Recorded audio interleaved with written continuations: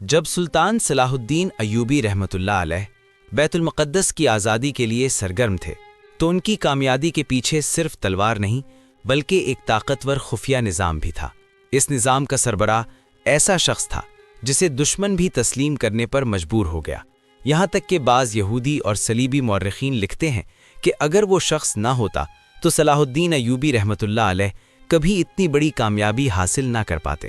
وہ پس پردہ رہ کر کام کرتا تھا، اس کے جاسوس بازاروں میں عام تاجر بن کر گھومتے، خانقاہوں میں راہب بن کر رہتے اور دشمن کے لشکروں میں مزدور بن کر شامل ہو جاتے تھے۔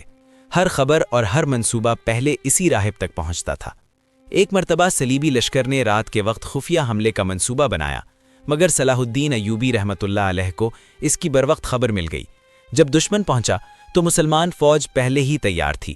صلیبی حیران رہ گئے کہ مسلمانوں کو یہ سب کیسے معلوم ہو گیا۔